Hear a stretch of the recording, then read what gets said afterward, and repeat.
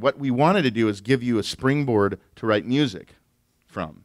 So we have this really cool performance record function in here, where you go through and you kind of find stuff that you want to record. So, I mean, there's all sorts of stuff: R&B, electronica, jazz, world music, and you can see the subcategories coming up right next to that. And then, of course, you can set your favorites bank as well. So let's say I'm in, this one is one of my favorites, it's a Rolla Freak. Here's this. So basically, if you find something that you like, maybe not that one, you move on and find something else.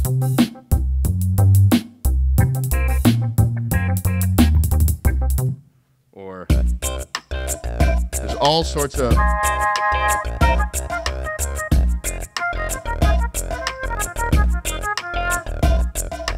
maybe not that one. So let's try this one here. I like this one.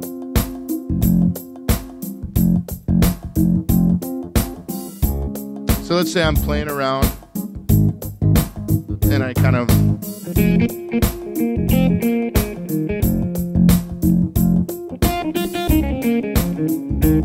just noodle.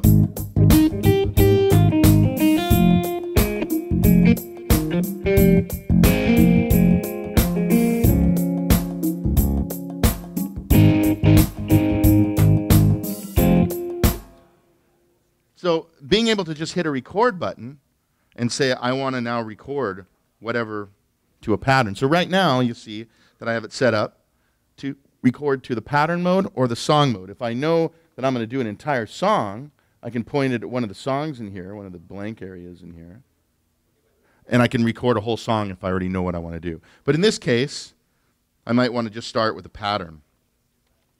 And I have it set up here right now where I can either have it count off or go a key on start. So as soon as I start playing,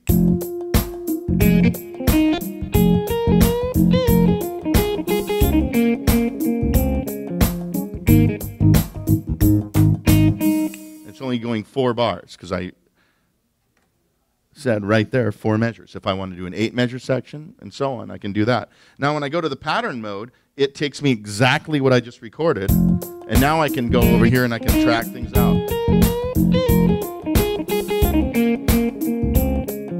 So now let's say what I want to do here is I want to add a keyboard part from my favorites bank. So I want to go from the hard vintage, and I'm doing this all from the pattern mode right now. I just recorded that first thing. I want to add a few other things, and maybe I want to go to category search, and maybe now I want to actually go to the category instead of my favorites and go to the strings and look in here. And let's see what I got. I've got some string sections down here. This one's pretty cool right here. New strings that we added too. And since I live in Washington State, I always tell people this is the Seattle Symphony actually that we used for the sampling sessions. This one's cool because the assignable functions usually do pizzicato. And with this one, disco strings, the fall-offs. Same thing with the tremolo. This one's, we added real tremolo strings.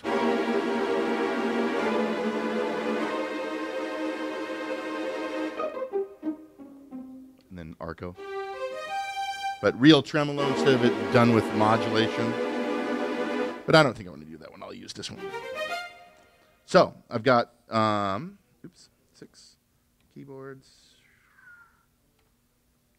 So I have 2 other additional tracks sitting here waiting for me to record a string part and an electric piano part. So I'm going to go ahead and start recording.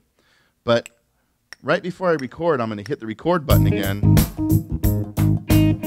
So right now it's in record rehearsal mode. So I can sit here and let it go for as long as I want and try out different things until I get a part I want. So I'll go over here and go.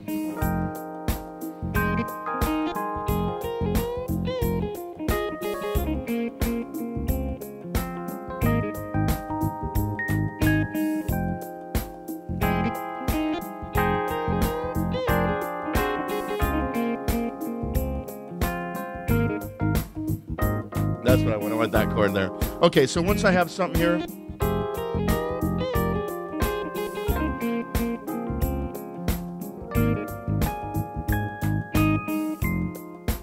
Hit record again. Now I dropped into record. So I'll wait until it comes around here and I'll write this track in here. And here it comes to the top right here.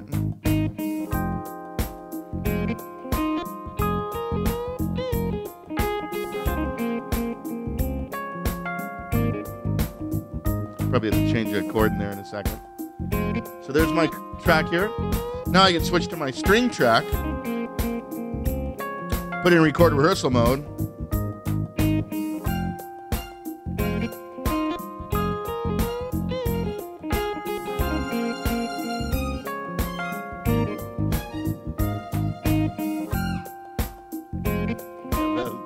So if I like this, drop it in record mode. Go around here.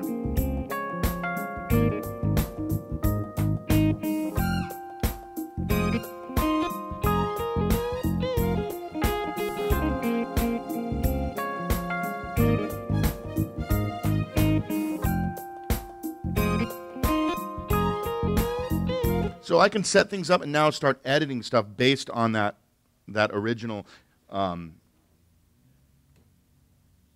performance that I just recorded. Now if I want to go through here and listen to this bass line here, okay, well, obviously, I don't necessarily want that. So I can go, check, here, track. I'm going to clear that track out entirely. Just get rid of it entirely and write my own track. So go back here. There's an empty track, category search, bass. Got my active TRB bass. I can record this guy in it. Let's start at the top though, sorry.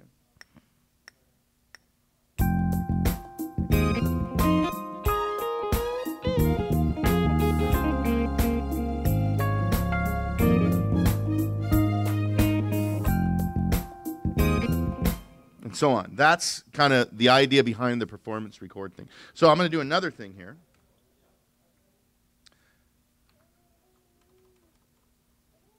I'll do a hip-hop thing. And add some more things to it. So this is all fine and everything with just the stuff that you have in the keyboard. But now, because we have 128 mega RAM in here that is inside the machine when you get it home, you can use audio. You can add audio to it. And the RAM in this is really designed to be used in a musical way. So you can record audio tracks like this one here. I'll take this guy here. Move it back here to this.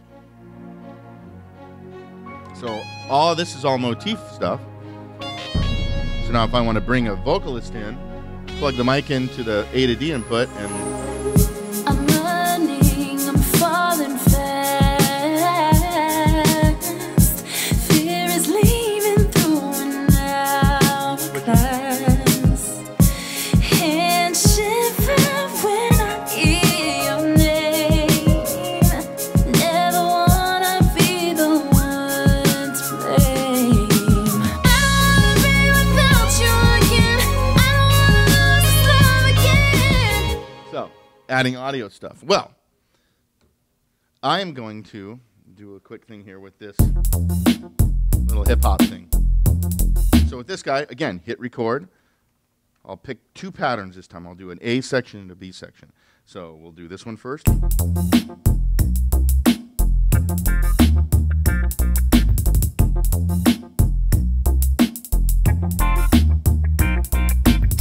A section, right? Okay, so the pattern, or rather the performance mode has different arpeggiators. So if I have this one as my A section, I can switch arps here and find something as like a little B section.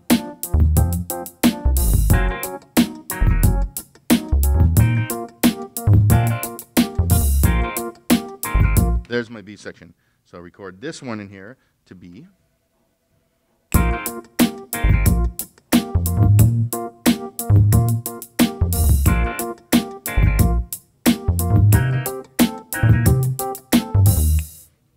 Okay, so go to the pattern mode. Now I have an A and a B section recorded here. So we'll start with my A section. Okay, which brings me to this guy here. So I have a friend.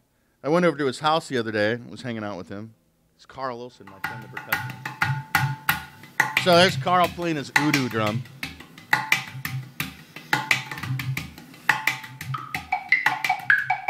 Woodblock.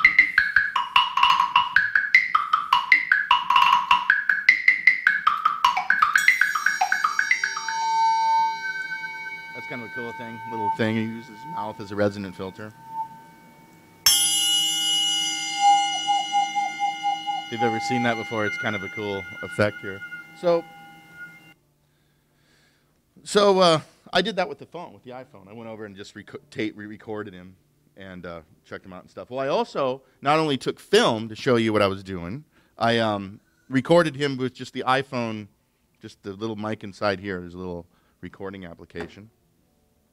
And I recorded like the udu and the wood block. And so I want to add now Carl playing an udu to this, a little udu groove in here. So with this guy, you can switch it over now if you want, so you can see what's going on here. I have a flash right here, USB flash. That's what I'm looking over here. And you can see that I have different Carl udu. So if I want to, I can press that. You can hear him breathing close to it. Check it out. And I have different loops that I have of him.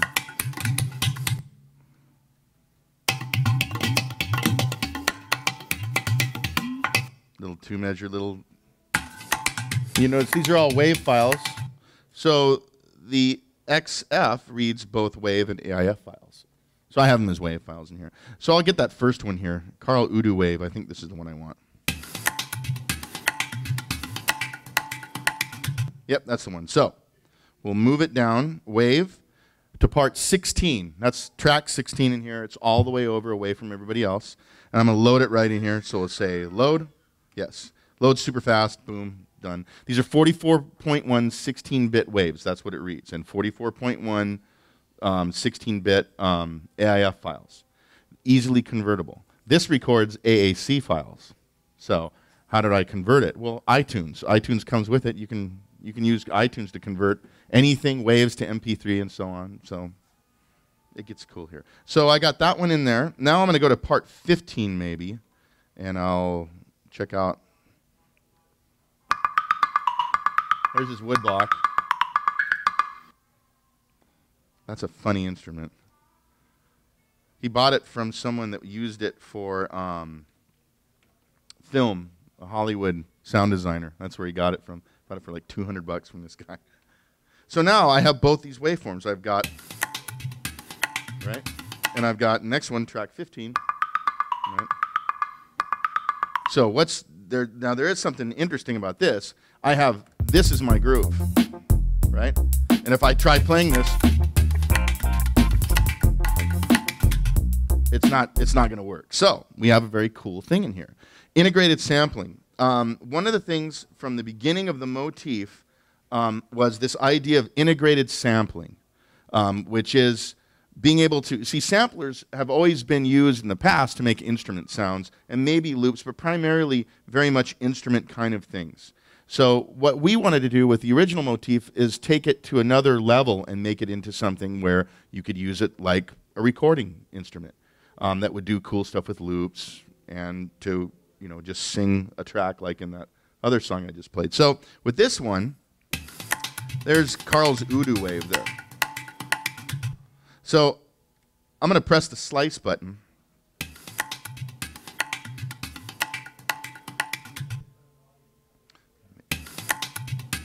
So first thing I need to do is count how long this is. So 3, 4, 2, 2, 3, 4. 2 measures, right?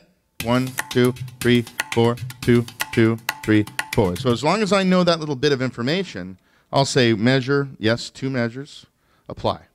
So what it does here is it takes that sample loop and looks at all the little attack transients of the wave, bah, boom, everything, and then grabs the first part. If it's a long one, it'll create a note that's that length, and if it's a short one, it creates a small note, and then it writes a little. It puts them across this keyboard for me. But not only, and if I like it, I can audition it to see what it sounds like here. That's at the tempo of my, okay, I'll do that one. So I hit enter.